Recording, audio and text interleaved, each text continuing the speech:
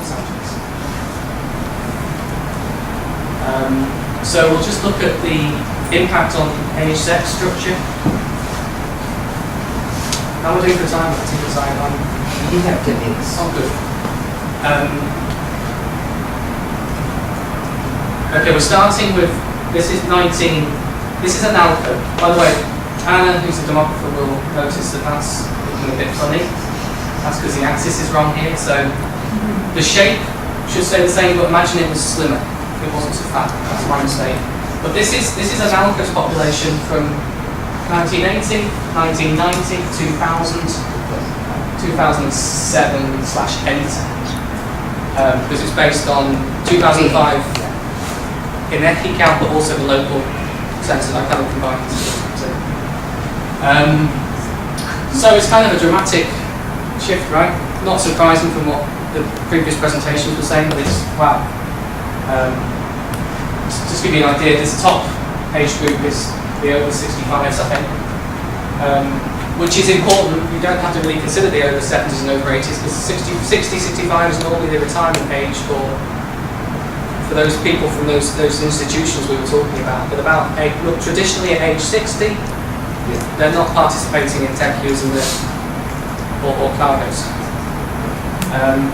So that's been a massive slimming. Lots of older people, not many young people. So you can see what the problems would be from that. So there you go. Drastically reduce the numbers of active rights holders by between 50 and 70%.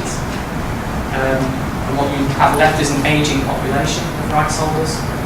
And those collective action arrangements have become an increasing burden, as Jerry mentioned, for those who remain. So to give you an idea about just how it's affected the cargo system, in the 1970s, when these two populations were at their peak, the rest of the populations, these are rounded up numbers. You will have had, for every cargo there were around about 5 rights holders, right? So if there were 50 cargoes in the community, there were 250 people to do them. And so everyone would have plenty of rest, time off between being given these jobs to do. Today, this has fallen to about 2. Right? So it means that if you're not doing a cargo, there's a good chance you'll be chosen to do one in the following administration. So perhaps unsurprisingly, tension.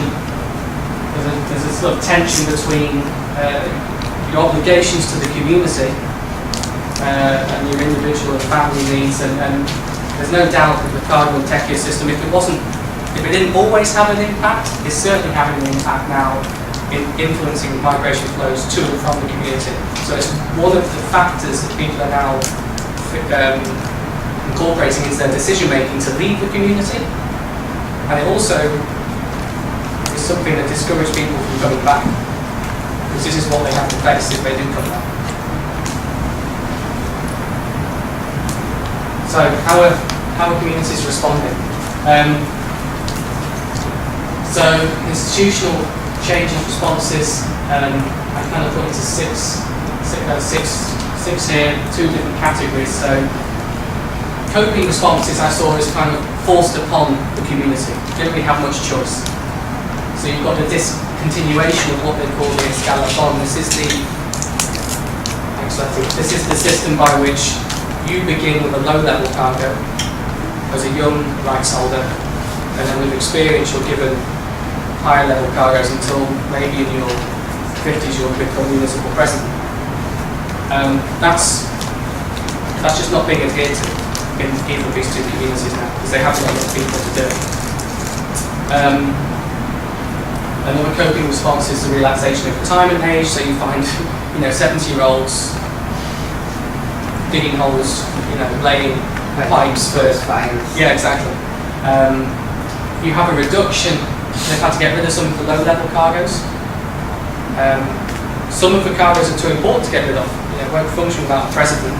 But these low-level cargoes are also very important. And without them, it means that the cargoes that are remaining are even more there's already even more working on because you haven't got the support of these lower level positions. And what I'm going to talk about quickly is the more proactive adaptations. What I mean by here is these are decisions by the community to try in some way, one, to obviously mitigate the impact of migration, but also try and possibly affect the flow and timing of migration. So duration of cargo is reduced from 36 to 18 months in both these communities, and this is common across northern Oaxaca. So if you were a municipal president, traditionally it was a 3-year posting, which is a long time. And so they've reduced that to half the time, which was something that they felt was very important if they were going to get assistance from migrants who were living abroad to participate in these institutions or to come back to the community. Probably the biggest, the one they've placed most hope on is to change the communal statutes, so changes to their written laws to include migrant commonaires' responsibilities and obligations. As was mentioned previously, unless there's a decision to an institutional change at this level, unless it's put in writing, people can leave, maintain their rights without contributing, and then come back at a later date. And this is trying to change that. And particularly, as Yari mentioned, it's led to the monetarization of the cargo and techio system. So now, rather than it being an unpaid posting, migrants are being asked to contribute money to turn them into paid positions, to find a substitute to do the job for them, but paid. So that's been a massive change. HTAs are hometown associations. These migrants are leaving, but they're often heading to the same places. They're very tight, they form communities there, they form groups, they get together and they form associations to send, these are trans-local or transnational institutions, to send resources, including money, back to the home community. And obviously it's an avenue for migrants suddenly to invest in community level projects. So this is one of the great opportunities that migration offers, and it's one of the things that the literature is full of. You know, transnationalism is one of the things it can really contribute to. And the expanded role for women. This is one of the key differences between the two communities. In Comalcapec, as Ajay was saying, women, they may be participating in the assembly, but they're doing so on the behest of their absent husbands. They're not really taking decisions. They may be given low-level cargoes now occasionally, but they're not making that step up.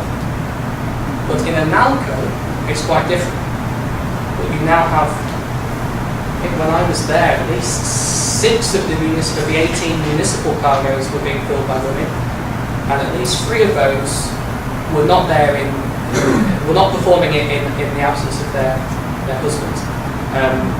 They've also had women who have made it to the elections for the presidency of the municipality. You know, they've been candidates for the top job. They haven't got it yet, but it's a matter of time. And so it's very interesting to see that difference. I'm not sure how typical Analco is.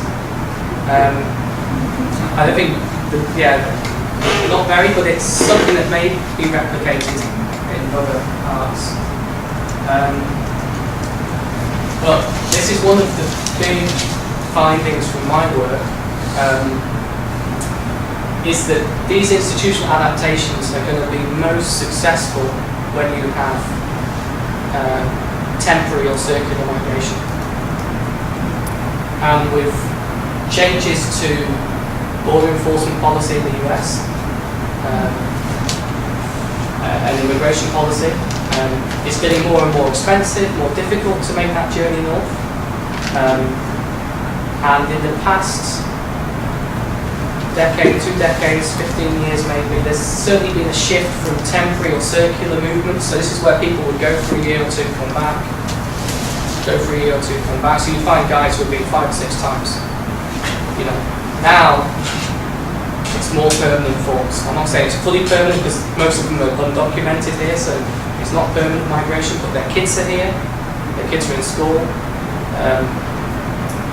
the kids have citizenship, the parents may not, but the kids do.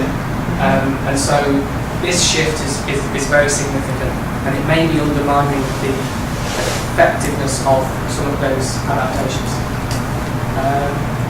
So summary of main findings, this is my last slide, so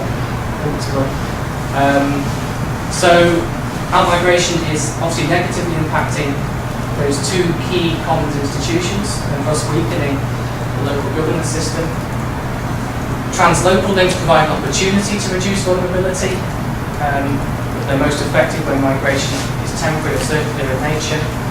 And I think this is the other thing, is that affected communities, and from a commons perspective, this shift in dynamics and the divergence of membership, because what you now have is community membership which is no longer socially bounded in Oaxaca or in wherever, it's now in different locations, and possibly with different interests, with different levels of power, depending how established and how big they are in those places. The Commons Collective has become slightly more complex.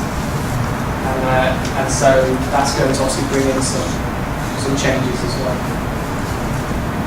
And there we are. It's acknowledgements, thanks to the communities, to Victrix at the University of Manitoba and Letitia, who both helped fund the research.